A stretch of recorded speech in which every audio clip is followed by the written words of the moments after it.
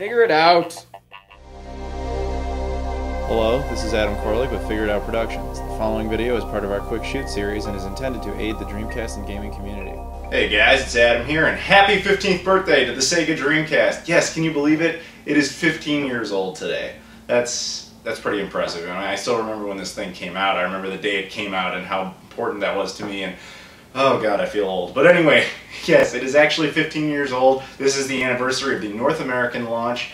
And last year I did a video of all my Dreamcast stuff as a way to celebrate. And in years past what I've done is just videos where I talked about all the brand new games that came out that year and some of the highlights and stuff. This year, thanks to a user named Ziming over at the Shenmue-Dojo, I've actually come up with a brand new way to celebrate this year. This is something special here. Now he sent me this Dreamcast. Now the Dreamcast itself looks very ordinary. It's been modified in a few ways, which I'll talk about a little bit later. But that's really not actually what makes this so special. What we're going to talk about is this. Now some of you already know what this is, and what this little board is, and why it's so special and so amazing. But if you don't, I'm certainly going to enlighten you. This is called the GDEmu. Now, the easiest way I can explain this is if you're familiar with the EverDrive line of flash cards. There are little cards for various cartridge-based consoles such as the Nintendo 64, Sega Genesis, Super Nintendo, and so on. They're basically cartridges that have a slot for an SD card. And then you put an SD card into it full of all the ROMs for every game ever made, and then you put the cartridge into the console, turn it on, it's got a little menu, and it allows you to play every single game ever. That is basically what this is, but for the Sega Dreamcast. I know your head probably just spun around, so give me a second, repair. Right here you can see it has an SD card slot, and you take your SD card, you load it in, just like that, and you're basically good to go. Now I'm sure you're thinking like, well, how the hell does that work? You're holding a little board, where does that even go on the console? So you've got your console here, you've got your GDEmu, your SD card, and you also get this little screw thing that's, you know, got a little plastic lid around it. So what do you have to do in order to get this happiness to work on this console? Well, what you have to do first is take your Dreamcast and flip it over, and you remove the modem, or very unlikely, but you might have a broadband adapter, but either way, remove that, and you'll reveal a fourth screw. Remove this one, this one, this one, and this one. Now, I should have mentioned this a moment ago, of course, but you will just need a standard Phillips head screwdriver in order to get into the console, no big deal. While we have the console flipped over here, there is one thing I would like to point out. You can see here it says NTSCU, and then next to it is a number 1. Now that number is very important, and all I'm going to say for now is if you have the number 1, you're good. If you have a 0 or a 2, you might as well stop watching because this will not work. Alright, now we take our console, we flip it over, of course the screws are already off, and you take the lid and it just pops off just like that. Very, very simple. Now inside you will see the guts of a Dreamcast. And right here there are 3 screw points. One there by my finger, there, and one hidden back there. Now you have to go ahead and get all 3 of those, again with the same Phillips head screwdriver, no special game bits or anything. Once you've done that, you can go ahead and take out the GD-ROM assembly. Now before anybody complains, this GD-ROM assembly is dead. The laser does not work on it. You'll notice when picking it up, it'll have a lot of slack right here because there is a connection port there. It's a SCSI port, I believe, so you'll get a little bit of resistance, but it'll come right out. Now, of course, that port is important because, well, how do you think this connects? Uh-oh, there's a SCSI port under there, yes. Now, this little plastic and screwdriver, or screw that came with it is actually important here.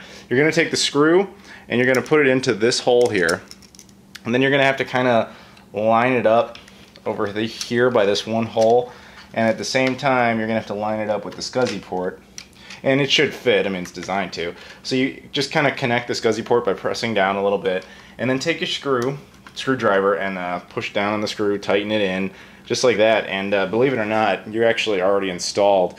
Interestingly, you don't even have to connect the lid at this point if you don't want to. It will work without it, but just for the sake of aesthetics, we're going to go ahead and reconnect that, and of course put the 4 black screws right back into place, and then put the 56K modem, or broadband adapter if you have it, back into place as well. Okay, I've got the console all set up here. Now, there's actually a button inside here right next to the SD card reader. Well, in short, it allows you to change your games. Now, I've got a few games already on here, and so we're just going to go ahead and turn the console on and show what it looks like. Now, interestingly, he had his he had his light modified white, which is pretty interesting. I've never seen anyone else do that. Okay, so the reason you're seeing this screen is that the first game on the card I put in is Dino Crisis. Now the reason I picked Dino Crisis is because it's a game that does not support VGA. Now the reason that that's important is if you put in a game that supports VGA, it will go straight into that game. And you don't want that. You want to be able to go straight to your menu. Okay, now the reason, this is of course the Dreamcast menu that you guys know very well. Now what you're going to want to do to help cycle through your games is you're going to want to be able to go down to your music folder here. And once you push the button down here on top of the console, it will actually change between the games. Now like I said, the first one was Dino Crisis. In honor of the Dreamcast birthday, of course, we're going to talk a little bit about what games also came out. This first one up is Redux Dark Matters, was the first brand new Dreamcast game we got this year. And then over here we have Neo Zyxu, or Neo XYX. And then of course Dux 1.1. So at this point I'm just going to go ahead and say, oh, let's say that's the game we want. We want Dux 1.1. Why don't we go ahead and hit back. And the game is already preloaded actually at that point, so I just go ahead and hit A on the controller. And, well, before you know it, that game is going to be running. Now, of course, this is, yeah, see? Yeah, that's a dev kit BIOS, which I will explain in a little bit. But for now, as you can see, this is an independent video game. We are now running this game. And again, as you can see, look, there is no disc in here. This is how it works. It's phenomenal. It is very neat. Now, I, of course, am not a huge proponent of digital, but this is an unbelievable way to save, you know, the laser on your console. I mean, and I still own all the original games, at least I do personally, so you can do that with your consoles as well. And it runs beautifully. It actually has increased reduced load times, increased read speed, let's put it that way. Now, I'm going to go ahead and turn the console back off and turn it back on. Now again, it's going to boot up to the first. It's going to boot up to the first folder, which in this case, again, is Dino Crisis. Which once again, you will see that menu pop up. Yep, there you go. See, because it can't get past that. It doesn't want to. Now go back down to music again, and when we click here, again, we'll cycle through our games. Now the interesting thing is, of course, independent games kind of read like this. They read like music CDs. They don't really know what it is. But if you actually rip a full-on original Dreamcast game, they actually, a lot of them would have artwork. So that actually helps you identify what the actual game is. Now that's significant because unfortunately there is no built-in menu system with this thing. As far as the Dreamcast is concerned, nothing has changed. There is no new software, there's nothing special. All you're doing, as far as it knows, is you're ejecting the disc and putting in a new disc. So let's just say we're going to go ahead with Shenmue 1 here, disc 1, and it'll go ahead and automatically boot up because it's an original Dreamcast game. Now load times are significantly reduced. I'm going to go ahead and show you some comparison footage of that. Okay, the game is running here via the SD card, which you can see, of course, is labeled on the upper left. I wanted to use timecode to compare footage, but unfortunately I was not able to get that to work. Load times are significantly reduced compared to here. This is the GD-ROM, which is, of course, the name of the actual disc. I would say load times are cut down by about 50%. It's really rather impressive. Now, one thing I want to note regarding games like Shenmue here, because this is a multiple disc game, the way these work is that you have to have multiple directories right in a row, and each disc has to be in a directory. So the first directory could be Shenmue Disc 1, next directory Shenmue Disc 2, next directory Shenmue Disc 3. Then at the end of the disc you just press the button and switch to the next game. So that's how that works, in case you're curious. But there are other problems as well, unfortunately. Alright, time for my final thoughts on the GDEmu. Now, as I was talking about towards the end there, this thing has a couple of issues that are forgivable, but they should be acknowledged. The first off is region coding. Now, this one is a very unique Dreamcast. My Ziming's Dreamcast has been modified so that it is region free. And that is important because the GDEmu does not discern between region coding. In other words, if you have an NTSC, say an American Dreamcast, and you pop the GDEmu in there, it will still not be able to play Japanese or PAL games natively. It will have to be modified in order to do that. Now there is a workaround, and it's a pretty interesting one. If you were to load up, say, Codebreaker into one of your directories on your SD card, load that first, and then switch to the next game, assuming it's an import, then it will be able to boot it, much like you would natively with a disk. But what I'm telling you is, if you do not have a region-modified console, playing imports on this will not be super easy. It is still doable, but it is not the easiest thing out there. Now when it comes to the folder structure, because I'm sure people will have questions about that, the SD card specifically, it has to be SDHC, it cannot be SDXC, and I could not get any 64 gigabyte cards to work on. The most I could get was a 32 gigabyte card. The highest number of folders you are allowed to use is 40. What you have to do is you have to go into your SD card and create a series of folders, 0, 1 through 40 if you want to go that high. And each folder can contain either all the files of a GDI extract. If you don't know what that is, it's basically the raw contents of an original Dreamcast disc all ripped into their raw file form and then popped right into this folder. Or alternatively, you can drop CDI files in there. We think of those more commonly as the burned games, and they're on a single file. They can be popped in, and that will work as well. Now, in each case, you will have to note a couple of things. Every CDI file has to be renamed disk.cdi no matter what game it is.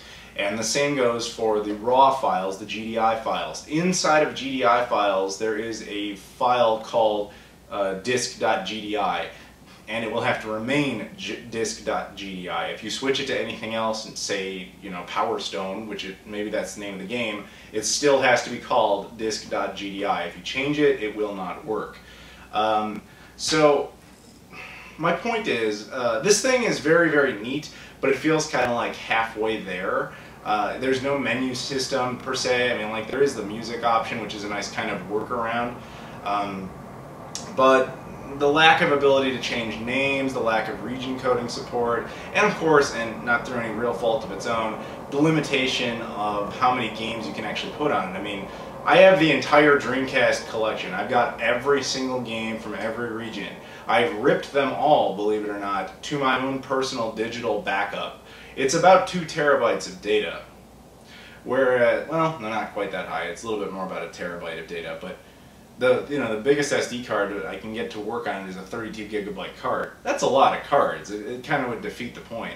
Now, if they, of course, it could theoretically support a giant SD card, assuming they ever make anything like that, it would be insane, but it'd be awesome. More preferably, I'd love to see one that could support perhaps solid-state hard drives at some point, though I don't imagine that will come up about any time. But my point is, this is a really nice product. It's really great. It works really well. The guy who made it is actually, he's not even looking to make money off this thing. This was something he just kind of did, and then he didn't really intend to make a second batch. People really liked it, and he said, okay, I'll do a few more. And apparently at this point in time, they're not up for sale. There's no pre-orders or anything like that. There may never be another run. It's just kind of a neat little, whoa, that was kind of cool type of thing. And hopefully more people expand on this idea. Hopefully the guy decides to make more of them. Again, it's a well-made product. There's just a few bugs to work out as far as things that aren't actually wrong with the product, just things that would make it nicer to use, that would make it more user-friendly, if that makes any sense. So, yeah, that's the highlight things you need to know is you have to have a model revision 1 Dreamcast, which I pointed out to you earlier. It does not natively have, it's not natively region free, so you have to work around that your own method. If your console has been modified for region free, it'll be fine. Or you have to deal with things like Codebreaker. And of course you just have spatial limitations and you have odd file structure. So you have, once you know all those things, once you can work around those things, the thing is absolutely great. And it's a great way to preserve your collection, preserve your games, and of course if you have a Dreamcast around that has a dead, GD-ROM in it, it's a good way to get more years out of your Dreamcast without this thing. So there you go. All in all, pretty cool. Recommend it if you can ever get your hands on one. They are kind of expensive, but hey, that's kind of to be expected. And let's be honest, that's really cool that something like this would come out on the around the time of the Dreamcast's 15th birthday. 15 years and still going strong, still getting new stuff. That is awesome. So again, happy birthday, Sega Dreamcast. And, oh, actually there is one more thing I want to say before I wrap this up. Something that will lead to a lot of confusion if I don't. The thing's name is GDEmu, and its name is ironic because it actually doesn't emulate anything. It's using direct hardware, there's no emulation of any kind. The console doesn't know any different. So, yeah, it's a neat name, but technically inaccurate, but cool nonetheless. Anyway, so to wrap it up again, happy birthday Sega Dreamcast. Thank you very much everybody for watching, and I'll see you all later.